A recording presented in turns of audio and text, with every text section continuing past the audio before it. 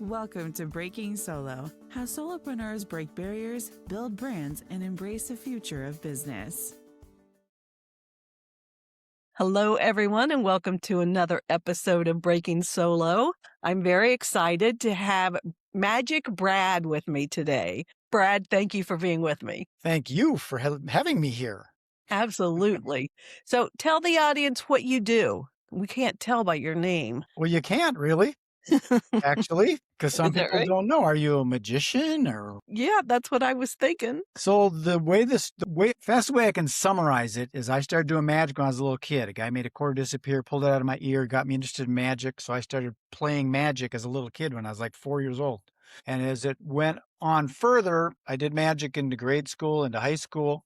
And then people said, you should get a job. So I got a job with the county parks department and I worked for about 4 years. I got laid off and I thought, you know what? Where's my gold watch? I'm just going to be a magician. So I decided to be a magician after that. So that was my solopreneurship, if you will. And then that got me into understanding events and using live events to market products and services. And then that COVID thing came along and stopped the event industry. Yeah. So I went onto the internet, which is still an event. It's just a digital event. So what I do is basically put people in a room with their ideal prospective client and do it in an entertaining and edutainment way. That sounds like fun. It's supposed to be. Good. So was it the magic that inspired you to go in business for yourself? No, it was getting laid off from a job that I thought I had 40 years and then I can retire like dad. Didn't work that way. I got laid off and I learned early that having a job is risky. It is. People don't get that. No, it seems like it's secure, but you don't know, especially nowadays. They used to give you that 2-week notice, but now it's like, don't come back on Monday. Clear your desk. You're done. Pretty much. You got to go out with the little white box and the security guards and all that stuff. Nah. Yeah. No, that was my interest in solopreneurship was I want to run my own ship. Good for you. So what's been the biggest challenge doing that, running your own ship? Early on or post-internet and COVID? Well, tell us both. There hasn't really been many challenges because the way that my brain works, and I think that's due to some of the magic, seeing behind the scenes of things. Because like when a magician puts a coin in his hand, he makes it disappear. He didn't put a coin in his hand. Whereas if a juggler's juggling clubs, he's juggling clubs. Right. So magic is sort of behind the scenes kind of thing. And I learned that I could create an event that had my ideal client come into the room. So I created a trade show for event planners, and all the event planners came to me, and pre-internet, they filled out a registration form that said, I'm Tammy from 3M Corporation. We're doing a company picnic for 3,000 employees at Tartan Park on August 15th. We want a pig roaster and a tent, a bouncy thing for the kids, a magician and a face painter. And I go, oh, that's how it works. And I just send them postcards until they called me on August 15th and said, I'm available. But then when the internet came along, it sort of kicked the middleman out of the way, and event planners can now go on the internet and find things. So that disrupted things a little bit in events and all that stuff. But I acclimated. And we all have to pivot sometimes. Yeah.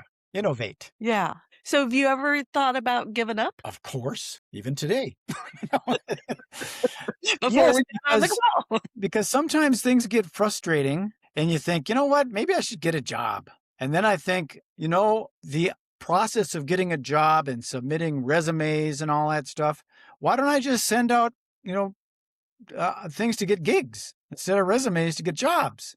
Yeah. Because my job's just like a regular job, except for my work day is 30 minutes. And I work once a week, Sounds pretty nice. I have definitely thought about quitting because, it takes a certain person to realize that it's a feast and famine kind of thing around the holidays. There's a lot of gigs, but then there's times when there's nothing. So you better put some pennies away. And I learned that kind of thing that it's not out. The grass isn't always greener on the other side. Very true. So what do you use to differentiate yourself from other magicians? Well, I have an advantage because there's only one me. There is no competition. Ah, I like that answer. Yeah. I don't believe in competition. I think that works in sports, where there's a goal and there's a timeline. But in business, McDonald's and Burger King are still there. Yeah, and usually across the corner from each other. Yeah. They're collaborating, basically. You sell them the French fries, I'll sell them the burgers, and we'll swatch. Like, I always had a vision of the guy from Coca-Cola and Pepsi in a fishing boat going, hey, you want to be number one this month, or should I? Competition is a myth. Yeah, that's like CVS and Walgreens, and they're right across the street from each other. Same Totally. thing. Yeah. Yeah. So, do you see any industry trends that solopreneurs should be paying attention to? This damn AI thing, you should keep an eye on that. It's not going to replace your job. I mean, the job might not be there. You need to learn what it's all about and what to stay away from, because things are changing. That's why I like live in-person events. I mean, this is almost live and in-person, but the reality is with AI, you might not really be there. And vice versa. Scary. So I think you should watch out for that kind of stuff, that what you see isn't necessarily real. Very true. So, do you have a tool, an app, a resource that you can't live without in your business? I do. And it's a piece that when I was doing magic full time, I used to do a lot of postcards, because you can send a postcard. Back then it was for like 21 cents or something like that. And I would continue to just send them postcards until they eventually goes, yeah, we're having an awards banquet or a Christmas party or a company picnic or a trade show or a sales meeting or a client appreciation. There's always an event somewhere. So I would just drip them with postcards. So the software that I use is called Mailbox Power, and I call it my magic marketing tool, because you can send it from remote. The information goes to Utah. They print it out there, and then they send it out to your list. And you've also got automations in there, so you can send something every 30 days, or it'll send it on their birthday. And you can put together a campaign that'll send a postcard. Then it'll send, like, I don't got my coffee mug, but here's a coaster from my Synergy Cafe show. You can send gifts and things. If they book something, it would then trigger something to another sequence, and it would send them a coffee mug and a brownie and some coasters with their picture on it or something. And then they're all thankful. Oh, thank you very much. Appreciate you, Brad. You're so kind. So that software, I really like automation and delegation, where you can automate things that once it's going, you don't have to worry about, filling out the postcard. And yes, if you use a pen and it's handwritten, it's a little bit more powerful, but Yeah. you're just trying to stay in front of people so that they remember you instead of my competition. Yeah, exactly. So, in the mid-late 80s, I had a direct marketing agency, and we would send 8 postcards for clients directly following each other. We usually sent them once a week for 8 weeks.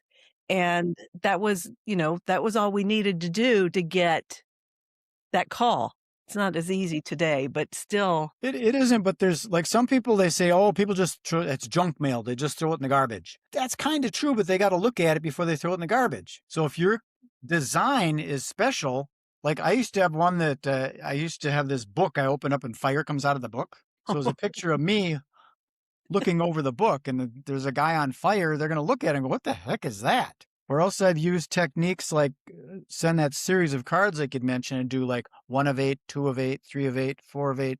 Now there's an anticipation of what's coming up. So, yeah, what's he going to do next? It's how you design the card. It's not, I mean, you can't push your stuff out. You really just need them to look at it and go, huh, interesting. Yeah, it's just about remembering your name when they finally come to the realization they need a magician. Well, if they just need Magic Brad, maybe they need to come over and rake their yard. I can help them with that. Got a budget? Yeah. So, do you have daily habits or routines that help you keep focused and productive? I do. Some of them are different than others, because I don't like the regimented kind of thing, because every day is different. And if you start doing something like a regular thing, then it gets like, oh, I got to do this again. No, I got to send out 6 emails today. I don't feel like sending any emails. And so what I do is I try and tie it in with things that I normally do, like brushing my teeth. that's the trigger to start thinking about. I've got this meditation that I do. I call it my mastermind meditation, where I invite people in, and it could be anything from Donald Trump to Bruce Lee. I invite them into a little conference and mastermind, and we sit and have a conversation about the day. And then other things is like, usually people wake up in the morning, they take a shower. So because that daily thing is happening, I tie in my like in goes the good air, out goes the bad. I'm washing away all the negative thoughts, and I'm bringing in all the positive things that help me and benefit me, and out goes the things that no longer serve me, and in comes the things that'll help me prosper. So I do that in the shower so just tying the daily things in rather than having a little checklist. Did you send your 8 mails? Did you do your posts on Facebook? Did you do your posts? I don't do that. Yeah. So that, oh shoot, I can't think of his name now. He calls that stacking. I It's think I know who you're talking about, but it is, Clear. His last name is Clear. I don't know why I can't come up with it. But the other thing I thought of is when you said you invite people into your mastermind, that's what Napoleon Hill used to do. that's probably where I got it. I know he had the Mastermind Alliance, but did he invite just anybody? Because I've sat down with God and Jesus, and I've talked with. I don't think he invited just anybody. He had, people that he thought could help him make better decisions, I guess. I get into it and I just sit there and wait. I'm in the room by myself, and all of a sudden I feel a knock on the door, and oh my God, it's Elon Musk. He wanted to talk to me. That's up. I've had talks with Tony Robbins and whoever comes in. Sometimes it's just friends of mine, a guy I used to do breathwork sessions with. He'd come walk in. His name's Patrick. He's no longer with us, but he'd come in and I'd ask him questions and he would give me answers. That's amazing. Good for you. Yeah. So tell me, what's one piece of advice that you would give someone that's just starting their solopreneur journey? You can't fail if you don't quit. There you go. You just keep Says it going. all. Yeah. So there's not such thing as like a failure. It's really more education. If something didn't go right, now I'm smarter, and maybe it didn't work now, it might work later. And sometimes I do things and I can't understand why in the world did that not work. And I can't look at it as a failure, because then I might never do it again. I'll never do that again. It's a different time. Every day changes, So that's my thing, is you can't fail if you don't quit. If you quit, go get a job. And you won't be happy with that job either. I just don't like the idea of punching that clock and then, it's lunchtime at 11:30. Make sure you're back by noon. It's a beautiful day. I want to go walk around the lake, and I go. I don't like that idea. I just don't like being told what to do, so I have to be my own boss. That either. No, especially when I don't think that's the smart way to do it. Like, I'll give you a quick example if we got time. Out of high school, or in high school, I was good at like wood shop and metal shop, and I did drafting. So I enjoyed that stuff. And so when I did lose that job, I didn't go right into doing magic. So I lied to you a little bit. I did contract drafting. I learned how to do design drafting. And fortunately for me, their workbook was the exact same workbook I had in school. So I just breezed through it. So I did do design drafting, and I was doing a job with, I think it was Controlled Data Corporation. You ever heard of them? I have. Yeah. And they had a circuit board. You put it in like this, it works fine. But if you put it in the wrong way, it would blow up the computer. And they wanted me to write a procedure manual of how to insert the board properly. And I looked at it and said, you got this connector here on the end. Why don't you just make this screw a little bit longer than this screw so that it doesn't go in? You have to turn it around to make it go in. So you change the part number from a 003 to a 004. They go, that's a great idea. Well, did I get paid for that brilliant idea that saved millions of dollars? No, I got paid by the hour, and it took 30 seconds. That'll teach you not to be so quick to give the right answer. Right. No. So did you quit then? Yeah. I quit because I was so efficient at getting things done, because I do things that are simpler. And it ended up being that I didn't have nothing to do. I just staring out the window. And finally I went to the manager. I says, this is just too slow for me. And I think I got to be done with this contract. And he goes, okay, sorry, we'll miss you. But yeah, it was basically that. My work was all done, and it's too boring. Word, yeah. If I'm going to be Sure. bored, I want to be bored out walking on the lake or something. So tell the audience, do you have any exciting projects or launches coming up you want to share? I do. In fact, I just had my hand on this. This is a Neil Diamond tribute that a friend of mine and I are doing. I'm going to be opening up with some magic, and he's going to be doing Neil Diamond songs, and that's on May 6th. So that's one project. And then, and we're almost sold out. We're 97 tickets, and we had 100 seats, so we're almost sold out. And we're going to do an Elvis one in August, and then we're going to do a Christmas one in December. Nice. So those are kind of fun, and I'm using all my digital marketing capabilities to promote it, and it's getting easier now. Easier to do the marketing? Yeah, because I was doing a lot of B2B kind of stuff, and I think a lot of business people are scared to spend any money or try things new. You know, like this software. I'm an affiliate of this software. I promote that magic marketing tool, Mailbox Power software, and trying to convince someone that they should be paying $100 a month to be able to send unlimited 4x6 postcards.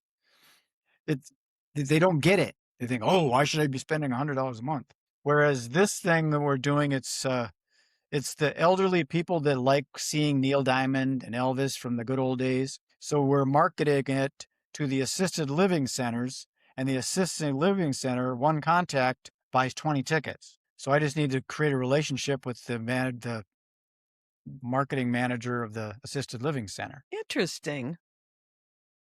Huh. Makes it easier. Yeah. Leverage. $100 to send unlimited postcards? Yeah. You got to pay postage.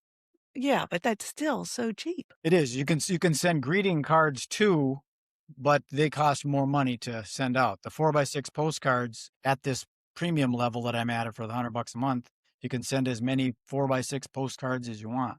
Huh. You just got to pay the postage. But if Yeah. you plant the seed in a fertile garden, 61 cents is like nothing. Right. Yeah, that's cheaper than a Facebook ad. Facebook ads, we could do a whole nother one on that. They used to be good, and now it seems like you're just getting clicks, and I don't know if they're humans. That's a good thought. No, it's not. I It's a bad know. But it's definitely because I sent 10,000 contacts to a landing page. There were 10,000 there. Not one person put in an email address. That tells me either my offer really sucked or they weren't humans, because bots don't have credit cards. Very true. Very true. 10,000 is a lot to not make one. Not even one opt-in. Yeah, that's crazy. So there's something fishy there. Yeah, And that's why I like live events, because when they buy a ticket, they come to the event, I know it's a human, and they're in my funnel for future products and services. And they're humans. They're live. Yay! Oh, gosh. Magic Brad, it's been a pleasure. Tell the audience where they can connect with you and learn more about what you do. Just Google the keyword Magic Brad. It's right there. Magic Brad, and you'll find the good, the bad, and the ugly. There you go. Thank you for the laughs. Yeah, free. Yes, I appreciate that. Okay. Thanks so much. All Thank right, you. everybody, come back next time for another episode of Break It Solo.